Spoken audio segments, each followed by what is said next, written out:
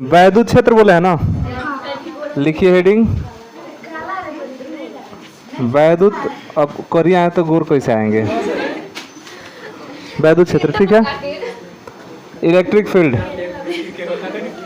ऐसा आप उसमें लिख रहे हैं, वो आ रहा है ना?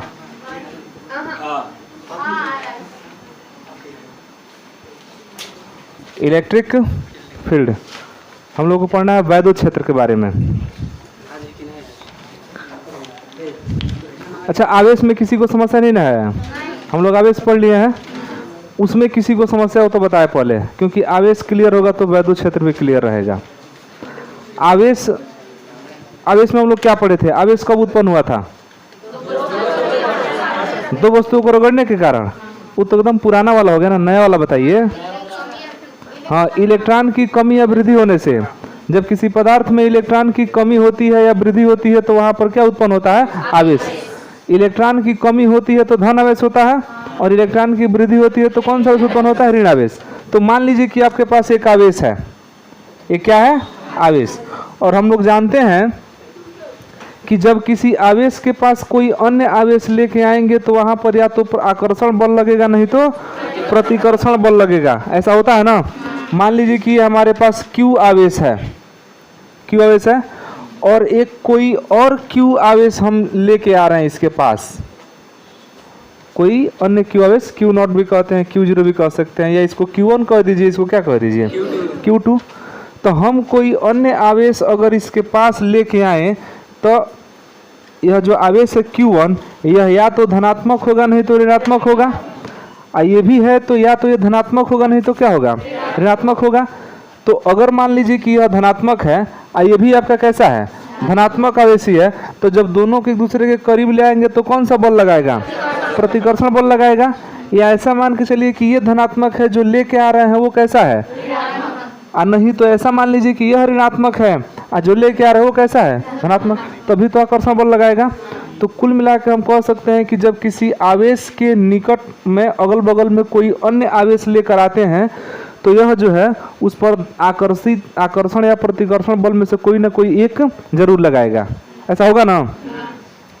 उसी बल को ना ज्ञात करने के लिए हम लोग कूलाम का नियम पढ़े थे। कूलाम के नियम से उस बल को आराम से ज्ञात कर सकते हैं।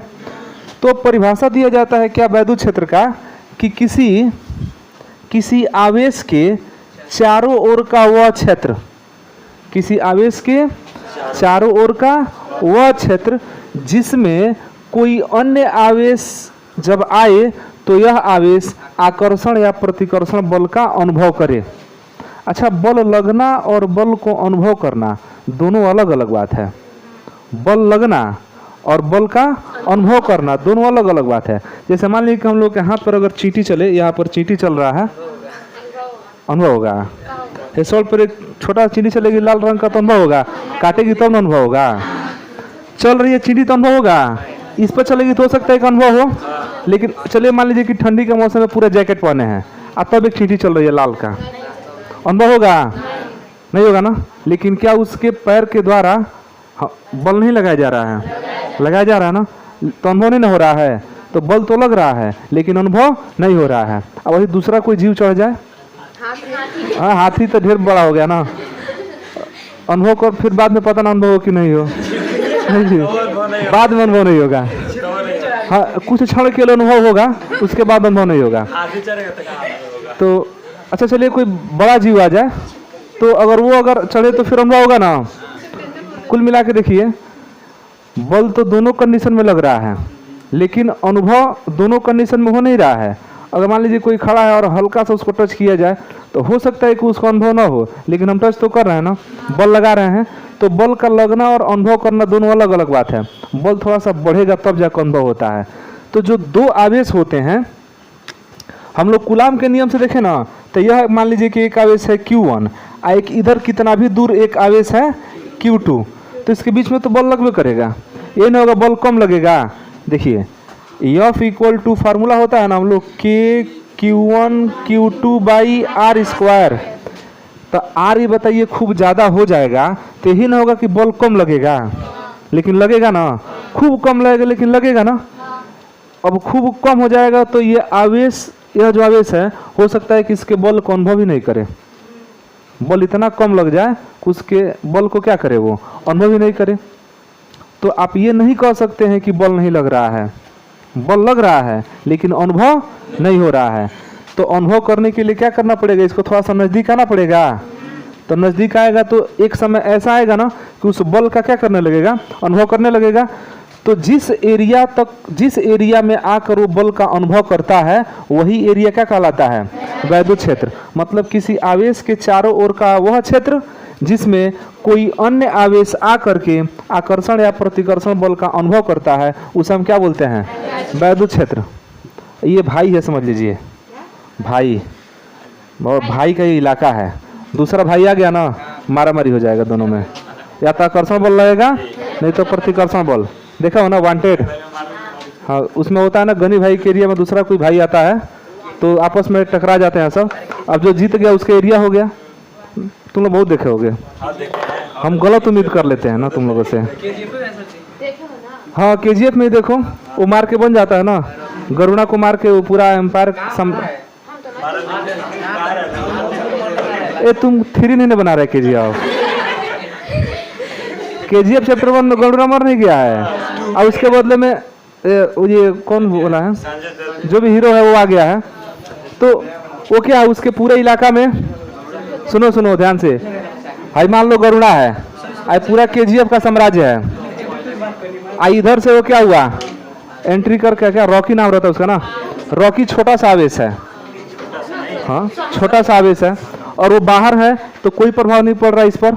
जैसे ही वो एंट्री करता है अपना प्रभाव डालना चालू कर देता है। इसका मतलब क्या है कि वो आ गया वैद्युत क्षेत्र में। तो ये आवेश है, इस आवेश के चारों ओर का वह क्षेत्र जिसमें कोई अन्य आवेश आकर आकर्षण या प्रतिकर्षण बल का अनुभव करता है उसे हम क्या बोलेंगे। एक चीज और है, अगर आवेश को आप यहाँ रखेंगे ना तो अनुभव नहीं करेगा बल को, इसके रेंज में रखेंगे तभी बल को अनुभव करेगा। जैसे मान लीजिए कि ये पृथ्वी है ना, और 11 में पढ़ लिए होंगे इसको, और पृथ्वी के चारों ओर गुरुत्वीय क्षेत्र है, पढ़े है ना, तो वो गुरुत्वीय क्षेत्र है, वैद्युत क्षेत्र है। वहाँ पर गुरुत्वाकर्षण बल काम करता है, यहाँ पर वैद्युत बल काम करता है कि नहीं। पृथ्वी से जैसे जैसे हम ऊपर होते जाएंगे जी का मान घटता जाता है, पढ़े है ना। एक समय ऐसा आता है कि जी का मान क्या हो जाता है, 0 हो जाता है। अब जी का मान यहाँ पर 0 हो गया, अब किसी वस्तु को यहाँ से छोड़िए ना, वो खींचेगा इसको, क्योंकि आप ग्रेविटी के कहाँ चले गए, बाहर चले गए। मतलब पृथ्वी के चारों ओर भी एक ऐसा क्षेत्र है जो वस्तुओं को अपनी तरफ क्या करता है, आकर्षित। लेकिन बहुत दूर चले जाएंगे तो क्या वो आकर्षण बल काम करेगा। क्या ऐसा है कि आकर्षण बल नहीं लग रहा है, लग रहा है लेकिन अनुभव नहीं हो रहा है, अपना प्रभाव नहीं दिखा पा रहा है। उसी प्रकार किसी भी आवेश के चारों ओर का वह क्षेत्र जिसमें कोई अन्य आवेश आकर्षण या प्रतिकर्षण बल का अनुभव करता है तो उसी क्षेत्र को हम क्या कहेंगे। अब मान लीजिए कि आवेश को रख दिए यहाँ पर, इस पर ना कोई आकर्षण बल लग रहा है ना प्रतिकर्षण बल लग रहा है, तो क्या हम कह सकते हैं कि वैद्युत क्षेत्र में है, नहीं है, वैद्युत क्षेत्र में नहीं है।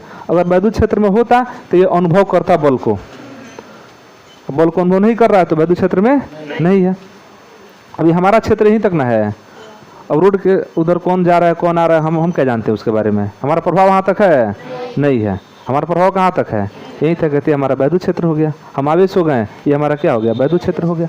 अब इसमें कोई आएगा तो प्रभावी होगा, हाँ कोई आएगा तो वहाँ पर रुकेगा, बोलेगा, अंदर आएगा, बैठेगा संचित, अब बैक दिखाई नहीं करेगा यहाँ पर, क्योंकि वो प्रभावी है, हमारे क्षेत्र में आ गया है। समझ में आ गया।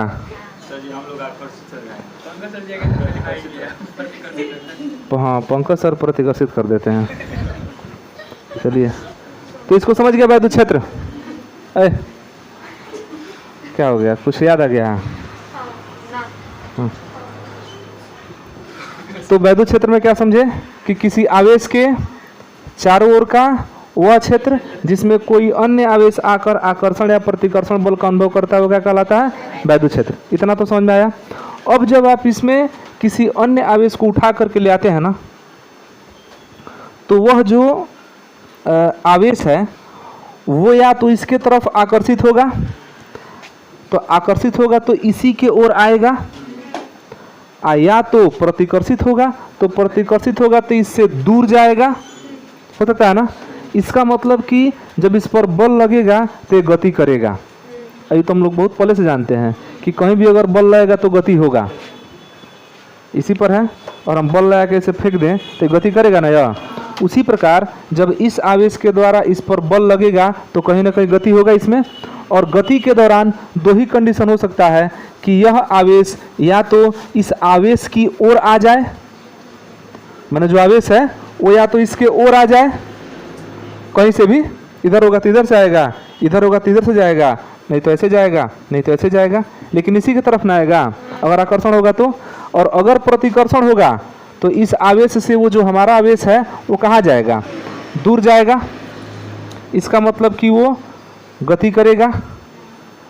अब वो आवेश जिस पथ पर गति करता है, ध्यान से समझना, इस आवेश के चारों ओर का वह क्षेत्र जिसमें कोई अन्य आवेश आकर के आकर्षण या प्रतिकर्षण बल का अनुभव करता है उसको तो हम बोलते हैं वैद्युत क्षेत्र। अब जब वो आवेश वैद्युत क्षेत्र में आएगा तो दो ही काम हो सकता है, या तो यह वाला उसको आकर्षित करेगा, तो आकर्षित करेगा तो वो इसके तरफ ना आएगा, और नहीं तो प्रतिकर्षित करेगा तो इससे कहाँ जाएगा, दूर जाएगा। तो रेखा तो इसी तरह से दिखा सकते हैं, या तो हम तीर को इसके तरफ दिखाएं, चाहे कहीं से भी आए, मान लीजिए इधर से आ रहा है तो ऐसे गति करते हुए आएगा, ऐसे घूम कर नहीं ना आएगा, सीधे ना आएगा जी, समझो थोड़ा, नहीं तो ऐसे आएगा, कहीं से ना कहीं से वो आएगा। तो ऐसे आएगा तो हम इसीलिए लाइन को दिखा दिए हैं, जिस पथ पर वो आ रहा है ना उसी पथ को हम किससे दिखा दिए हैं, ऐसा रेखा से दिखा दिए, किसी पथ पर आएगा वो, नहीं तो इससे कहाँ जाएगा, दूर जाएगा। तो आकर्षण बल लगाएगा तो ये वाला कंडीशन होगा, आप प्रतिकर्षण बल लगाएगा तो यह वाला कंडीशन होगा। इसका मतलब कि जब दूर जाएगा चाहे नज़दीक आएगा तो गति करेगा, और गति करेगा तो किसी न किसी पथ पर ही तो गति करेगा, किसी न किसी पथ पर गति करेगा। अब उस पथ को अगर हम काल्पनिक रेखाओं द्वारा प्रदर्शित करें, उस पथ को किससे दिखा रहे हैं, काल्पनिक रेखाओं के द्वारा, क्योंकि ये रेखाएं वास्तव में दिखती थोड़ी हैं। एक आवेश हम रख देंगे तो इसके चारों ओर का वैद्युत क्षेत्र हम लोग देख पाएंगे, नहीं देख पाएंगे। हम बस उसको क्या कर सकते हैं, अनुभव कर सकते हैं। पृथ्वी है तो पृथ्वी के चारों ओर गुरुत्वीय क्षेत्र है, तो क्या उस क्षेत्र को हम लोग देख पाते हैं, नहीं, लेकिन अनुभव करते हैं ना। उस क्षेत्र में किसी वस्तु को छोड़ देते हैं और पृथ्वी उसको खींचे कहाँ कर लेता है, अपने की तरफ, नीचे की तरफ गिरा देता है, तो उसको हम क्या करते हैं, बस अनुभव करते हैं। तो यहाँ भी तो अनुभव ही किया जा रहा है। तो ये जितने क्षेत्र में ये बल अनुभव हो रहा है, जिस क्षेत्र में, उसमें जब आपका वो जो आवेश होगा वो आएगा और बल लगेगा तो वो स्वतंत्र रूप से क्या करेगा, गति करेगा। अब वो गति आवेश के तरफ भी हो सकता है और आवेश से कहाँ हो सकता है, दूर हो सकता है। तो जिस पथ पर वो गति करेगा उस पथ पर अगर लाइन खींच दें, जिस पथ पर गति करेगा उसको क्या कर दें, उस पर लाइन खींच दें इस तरह से, तो इसी तरह से हो सकता है, या तो बाहर से अंदर की तरफ होगा, नहीं तो अंदर से कहाँ होगा, बाहर की तरफ। तो इन्हीं रेखाओं को हम बोलते हैं वैद्युत बल रेखाएं। क्या बोलते हैं इनको, इनको बोलते हैं वैद्युत बल रेखाएं। कुछ समझ में आ रहा है? तो बताइए वैद्युत बल रेखाएं किसको प्रदर्शित करती हैं, आकर्षण या वैद्युत क्षेत्र को। वैद्युत बल रेखाएं इसको किसको दिखा रही हैं, वैद्युत क्षेत्र को। वैद्युत क्षेत्र में ही तो आवेश गति कर रहा है, तो उस गति को ही तो हम रेखा से दिखा रहे हैं, तो उसी को बोलते हैं वैद्युत बल रेखाएं। वैद्युत बल समझ रहे हैं, आकर्षण या प्रतिकर्षण बल। तो उसी के कारण जो आवेश है आपका या तो इसके तरफ आकर्षित होगा, नहीं तो इससे कहाँ जाएगा, प्रतिकर्षित होगा। तो वैद्युत बल के कारण ही तो वो या तो इसके तरफ जा रहा है, नहीं तो इससे कहाँ जा रहा है, दूर जा रहा है। तो आखिर उड़ के नहीं न जाएगा, सीधा जाएगा ऐसे, तो जाएगा तो उसी पथ को क्या कर दिए, हम एक रेखा से दिखा दिए। उसी रेखा को क्या बोल रहे हैं, वैद्युत बल रेखाएं। तो वैद्युत बल रेखाएं किसको दिखाती हैं, वैद्युत क्षेत्र को दिखाती हैं। तो एक और डेफिनेशन बना सकते हैं कि वे काल्पनिक रेखाएं जो वैद्युत क्षेत्र को प्रदर्शित करें उसे क्या कहते हैं, वैद्युत बल रेखाएं कहते हैं। अब इसमें वैद्युत बल रेखाएं दो तरीके से हो सकता है, एक आवेश के तरफ हो सकता है और एक आवेश से दूर जाते समय हो सकता है। समझ आ रहा है? तो जब इस पर एक्सपेरिमेंट किया गया तो ऐसा यह पाया गया कि जो धन आवेश होता है ना, जो धन आवेश पर वैद्युत बल रेखाएं कहाँ होती हैं, बाहर की तरफ होती हैं। धन आवेश पर वैद्युत बल रेखाएं कहाँ होती है, बाहर की तरफ होती है। और ऋण आवेश पर वैद्युत बल रेखाएं कहाँ होती है, अंदर की तरफ होती है। ध्यान समझना, धन आवेश पर वैद्युत बल रेखाएं कहाँ होती है, बाहर की तरफ। ऋण आवेश पर वैद्युत बल रेखाएं कहाँ होती हैं, अंदर की तरफ। वैद्युत बल रेखाएं किसको दिखाती हैं, वैद्युत क्षेत्र को, समझे। और वैद्युत क्षेत्र किसे कहते हैं? किसी आवेश के चारों ओर का वह क्षेत्र जिसमें कोई अन्य आवेश आकर आकर्षण या प्रतिकर्षण बल का अनुभव करता है, उसको हम क्या कहते हैं? वैद्युत क्षेत्र कहते हैं। और ये वैद्युत क्षेत्र को दिखाने के लिए किसका प्रयोग करते हैं? वैद्युत बल रेखाओं का। धन आवेश में वैद्युत बल रेखाएं किधर होती हैं? बाहर की तरफ। और ऋण आवेश में वैद्युत बल रेखाएं किधर होती हैं? अंदर की तरफ। इसमें कोई समस्या नहीं है? तो लिखिए इसको, वैद्युत बल रेखाओं के गुण। वैद्युत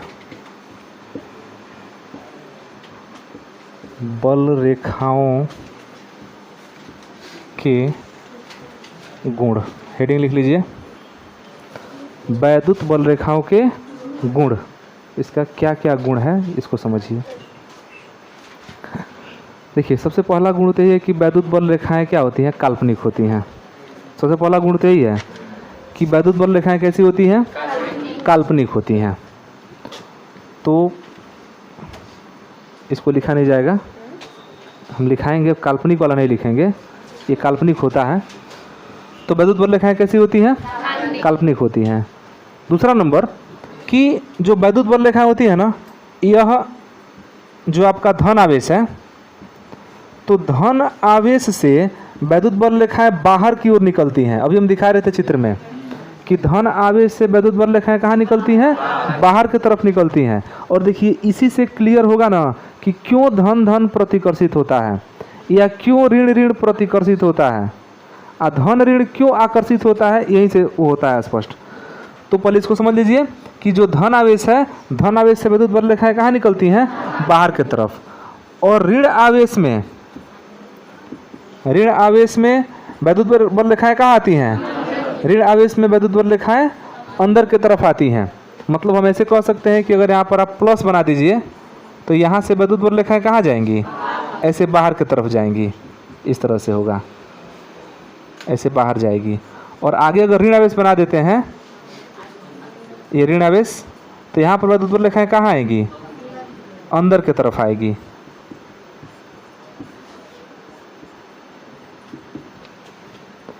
ठीक है।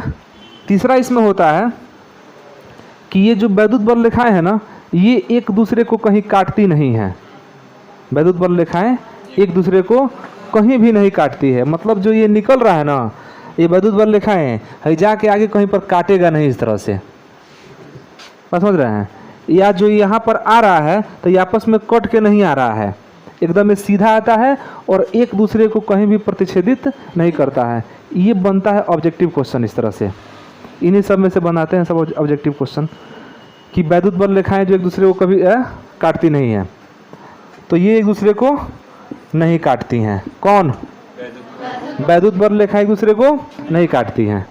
चौथा जो इसका गुण है वो है कि जहाँ पर वैद्युत बल रेखाएं एकदम नज़दीक हो, जहाँ पर वैद्युत बल रेखाएं एकदम निकट हो, तो वहाँ पर वैद्युत क्षेत्र बहुत ज़्यादा होता है। और जहाँ पर वैद्युत बल रेखाएं क्या हो? दूर हो, माने सघन विरल समझते हैं ना, जहाँ पर वैद्युत बल रेखाएं सघन हो, घना हो, वहाँ पर वैद्युत क्षेत्र भी क्या होता है? ज़्यादा होता है। और जहाँ पर वैद्युत बल रेखाएं विरल हो, वहाँ पर वैद्युत क्षेत्र भी क्या होता है? कम होता है। तो यहाँ पर अगर मान लीजिए कोई आवेश है और इस आवेश से बाहर की तरफ निकल रहा है, वैद्युत बल रेखाएं कहाँ जा रहा है? ये बताइए, धन आवेश है कि ऋण आवेश है? धन आवेश है ना यह। तो ये बताइए यहाँ पर कहाँ पर ये वैद्युत बल रेखाएं एकदम घना हो जा रही हैं आकर के? जैसे जैसे निकट है ना, यह निकट में खूब नज़दीक है, लेकिन जैसे जैसे दूर होता जाएगा, देख रहे हैं दूरी लगातार बढ़ रहा है। ये और आगे जाएगा, ये और आगे जाएगा, तब तो दूरी बढ़ गया ना। ये और आगे जाएगा, ये और आगे जाएगा, दूरी देख रहे हैं बढ़ रहा है। तब सोचे कि यहाँ का वैद्युत क्षेत्र, जो इधर एरिया का वैद्युत क्षेत्र है, वो खूब हैवी होगा? नहीं, यहाँ पर वैद्युत क्षेत्र क्या होगा? कम होगा। आज जितना ही इसके नज़दीक जाएंगे तो वैद्युत बल रेखाएं एकदम निकट न होती जाएंगी, तो यहाँ पर वैद्युत क्षेत्र क्या होगा? ज़्यादा होगा। और आगे हम लोग फार्मूला भी ड्राइव करेंगे कि किसी आवेश के कारण जब वैद्युत क्षेत्र निकालेंगे ना, तो वहाँ पर हम लोग फार्मूला में देखेंगे कि जैसे जैसे आवेश से हम दूर होते जाएंगे तब वैद्युत क्षेत्र का मान क्या होने लगेगा, घटने लगेगा। और जैसे जैसे आवेश के निकट आएंगे तो वैद्युत क्षेत्र का मान क्या हो जाएगा, बढ़ जाएगा। जिस तरह बल में नहीं हो रहा है कि बल में दो आवेशों को हम खूब दूरी पर रख रहे हैं तो इनके बीच में आकर्षण चाहे प्रतिकर्षण बल कम हो जाता है, ये ना होता है। अब आवेशों को एकदम निकट रख दें तो आकर्षण या प्रतिकर्षण बल क्या होता है, बढ़ जाता है, होता है ना इस तरह से। उसी प्रकार यहाँ भी होता है कि जहाँ पर ये वैद्युत बल रेखाएं एकदम निकट होते हैं तो आप पर समझ लीजिए कि वैद्युत क्षेत्र क्या है, ज़्यादा है। और जहाँ पर वैद्युत बल रेखाएं दूर दूर होती हैं वहाँ पर वैद्युत क्षेत्र क्या है, कम है। इसमें कोई समस्या नहीं है। तो कितना इसमें गुण समझ गए, 4 गुण। पहला गुण क्या है इसका कि धन आवेश से जो वैद्युत बल रेखाएं होती हैं वो बाहर की तरफ निकलती हैं और ऋण आवेश से कहाँ जाती हैं, अंदर की तरफ जाती हैं। ये एक दूसरे को कहीं भी काटती नहीं है, ठीक, एक दूसरे को कहीं भी काटती नहीं है। और जहाँ पर वैद्युत बल रेखाएं अधिक होती हैं वहाँ पर वैद्युत क्षेत्र का मान क्या होता है, अधिक होता है। और जहाँ पर वैद्युत बल रेखाएं संख्या में कम होती है, मतलब विरल होता है, तहाँ पर वैद्युत बल रेखाएं भी क्या होती हैं, कम होती है। अब एक चीज़ और समझ आइए इसमें कि क्यों आकर्षण और क्यों प्रतिकर्षण होता है। तब एक ही बार लिखा देते हैं इसको। जैसे मान लीजिए कि आपके पास ये धन आवेश है, ठीक, तो इससे वैद्युत बल रेखाएं कहाँ निकल जाएंगी, ऊपर की ओर, बाहर की ओर। ये तुम तो यहाँ से वैद्युत बल रेखाएं कहाँ जा रही हैं, बाहर की तरफ। और ये भी सुनिए, धनावेश है, यहाँ से वैद्युत बल रेखाएं कहाँ जाएंगी, बाहर की तरफ जाएंगी, यहाँ से बाहर की तरफ जाएंगी। एक दूसरे को कहीं भी काटेगा नहीं है। ये मतलब अपने आप में एक आश्चर्य है। पंखा ऊपर चल रहा है फिर भी नीचे गर्मी हो रहा है, समझे। इसको हम ऐसे भी दिखा सकते हैं, एक धनावेश हो गया, एक यहाँ धनावेश हो गया, और ये हमेशा वैद्युत बल रेखाएं कहाँ जाएंगी, ये बाहर की तरफ। सुनो ध्यान से, इसका भी वैद्युत बल रेखा कहाँ जा रहा है, बाहर की तरफ। इसका भी कहाँ जा रहा है, जब दोनों एक पास आएगा तो ये दोनों आपस में क्या होगा, टकराएगा। एक दूसरे को काटेंगे नहीं, ये काटेंगे नहीं एक दूसरे को। हम पहले ही बता दिए हैं कि वैद्युत बल रेखाएं कभी एक दूसरे को काटते नहीं। तो होगा क्या, तो जो वही इधर उधर भाग रहा है ना, भागेगा ऐसे घूम के, हाँ एकदम एकदम भागेगा, ये रुकेगा नहीं, ये भागेगा ऐसे। और होगा तो इसमें इधर से भागेगा, वैद्युत बल रेखा घूम, हाँ लेकिन काटेगा नहीं, ये ध्यान देना। ये भी क्या होगा, भागेगा इधर, सब भागेंगे सब। अब दोनों एक दूसरे को देख के भाग रहे हैं तो फिर आकर्षण का कोई सवाल ही नहीं उठता है। होगा शादी के विवाह में दोनों भाग जाए उठ के कहाँ से विवाह होगा। ये सब काम मतलब उपाय सब चीज का रखे हो तुम लोग। ऐसा हुआ है, ऐसा हो जाता है। अंकित को क्या कर रहा है, छोड़ दो उसको, वो तो बेचारा कितना दिन पर आया है। आज उसका दवा इलाज करना चालू कर दो तुम लोग। तो ये लाइन समझ में आ रहा है, ये एक दूसरे को काटेगा नहीं, सुनिए काटेगा नहीं है, और चूंकि काटेगा नहीं तो आखिर कहीं ना कहीं तो जाएगा ना। तो ये इधर निकल जाता है, ये इधर निकल जाता है, और जब ये निकलेगा तो ये इसमें आकर्षण रुकबे नहीं करेगा। आकर्षण तो तब होता जब एक कहता है कि हम बाहर भेज रहे हैं, हम इसको भेज रहे हैं बाहर, ये कह रहा है कि हम अंदर ले रहे हैं। नहीं जी, मान लीजिए यह वैद्युत बल रेखाओं को कहाँ भेज रहा है, बाहर की तरफ। इसका गुण है कि वैद्युत बल रेखाओं को बाहर भेजेगा, और इसका गुण है कि वैद्युत बल रेखाओं को यह अपने अंदर की तरफ लेगा, तब ना कॉम्बिनेशन बनेगा। तो दोनों में क्या हो जाएगा, आकर्षण हो जाएगा। एक माइनस है एक प्लस है तो क्या हो जाएगा, आकर्षण। आप प्लस प्लस है तो देख ही रहे हो कैसे कैसे भाग रहे हैं, सब इधर उधर भाग रहा है। तो यहाँ पर प्लस प्लस में क्या हो जाता है, प्रतिकर्षण, और प्लस माइनस में क्या होता है। कारण यह है कि एक वैद्युत बल रेखाओं को बाहर की तरफ भेजता है और एक बाहर से अंदर की तरफ लेता है, तो दोनों जो है उनका काम क्या है, विपरीत है, एक दूसरे से प्रभावित नहीं होंगे, इसीलिए क्या हो जाते हैं, आकर्षित हो जाते हैं। इसमें क्या हो जाता है, प्रतिकर्षण हो जाता है। लिखिए।